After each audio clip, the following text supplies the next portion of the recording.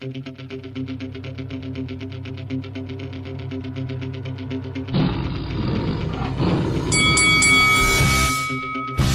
up, this your boy Roy Jones Jr. and you're watching Lights Out. This is Faisal Khan for Lights Out, proudly sponsored by Spartans Law. We're here at Canary Wharf, delighted to be joined by Peter Fury for the public workout ahead of Saturday night's undisputed clash at the O2 Arena between Savannah Marshall and Claressa Shields. First of all, Peter, good afternoon. How are you doing? Good. Okay, Peter, first of all, how's training camp gone? How's preparation gone for the fight? It's gone good. How confident are you going into the fight for Saturday night? Always confident. It's the fight that everybody has wanted to see between Savannah Marshall and Claressa Shields. It's a fight that's been talked about going all the way back to the amateur days when they had that fight in the amateurs. But the fight's here now. I just want to ask you, why has it taken this long for the fight to be made, Peter?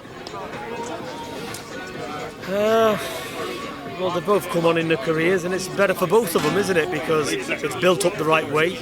Savannah's made a mark. She's a world champion. You know, so that's why it is. So it's at the right time for both of them. You know, business-wise, it's a massive fight, and you know, whoever comes through it is a superstar in boxing.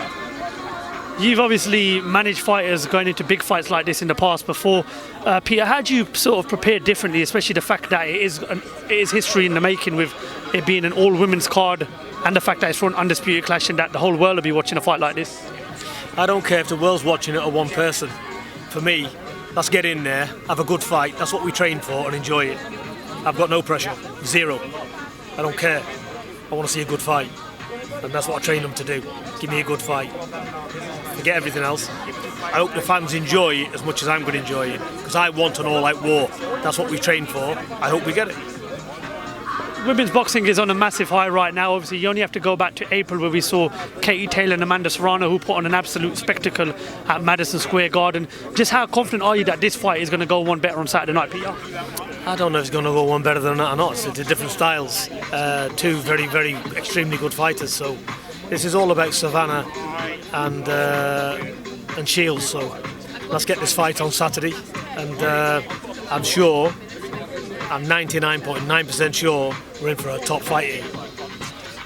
I obviously watched the Gloves Are Off back on Sunday evening. I noticed during the Gloves Are Off, Claressa didn't really give much credit towards Savannah, but I noticed Savannah said on air that she said Claressa's a good fighter. What did you make of how Claressa sort of approached the Gloves Are Off, and did you feel that Claressa's not giving enough respect towards Savannah going into this fight? Like I said, I'm not bothered. I really don't care, you know. It's whatever that fighter needs to get themselves going. Don't play anything to it. I think, look, let me just advise you on one thing. When you listen to what the opposition says, and you listen to anybody else, they're not with you. They're not in your camp, are they? So really, who gives a fuck what they say? Is that a good enough answer for you?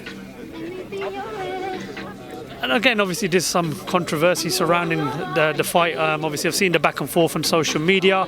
One thing that didn't fall down well with the public is Claressa's comments towards Savannah saying that she wishes she was black, which rubbed up a lot of people the wrong way. Just get your thoughts on those comments, Peter. Black, white, yellow, pink. Who cares? It's shit, innit? Sometimes people speak out of ignorance. And they don't mean it, but they don't realise the consequences of what they do say, you know. But I'm sure there's no ill intention there. It's just a little bit of tongue-in-cheek bullshit. That's what it is, isn't it? And obviously moving on from the fight, obviously Saturday night, your son Huey's next fight has been rescheduled with Michael Hunter. Huey now 100% ready to go, focused fully on the fight? He's in the gym, he's training, looking forward to getting Saturday out of the way, and then back in the gym and getting on with that one. What type of a challenge do you think Michael Hunter brings, and who would you have as sort of the favourite going into the fight? Because there's been a bit of ringing activity, but it is a fight that a lot of people are looking forward to. What's your thoughts on who the favourite is going into this fight, Peter? Like I said, I don't favour anything, you know. This is boxing. Anything can happen in boxing. They're both good fighters, so it's whoever wants it the most, you know. So it'll be a good fight. This is the reason why this fight's happening, because we want to be in good fights. We want the public to start enjoying boxing again, rather than having mismatches where you know who's going to win, you know. These fights, 2 fights here, you don't know who's going to win. And I don't know who's going to win. But I know one thing, they're going to put the best foot forward, and that's what my job is. So basically, they're ready. Just before I let you go, Peter, I just want to get your thoughts on Tyson's offer, which has been now accepted from Anthony Joshua for a huge mega showdown, perhaps at the later end of the year in December with Anthony Joshua. Thoughts on the fight, Peter? And do you think it's the right opponent for Tyson, or would you have liked to see him go for the all-undisputed clash with Alexander Usyk? I've not been watching social media, but, you know, let everybody fight each other. It's all good stuff. Peter Fury, thank you very much for your time. A pleasure as always, and best of luck for Saturday night. Thank you very much. Good to see you.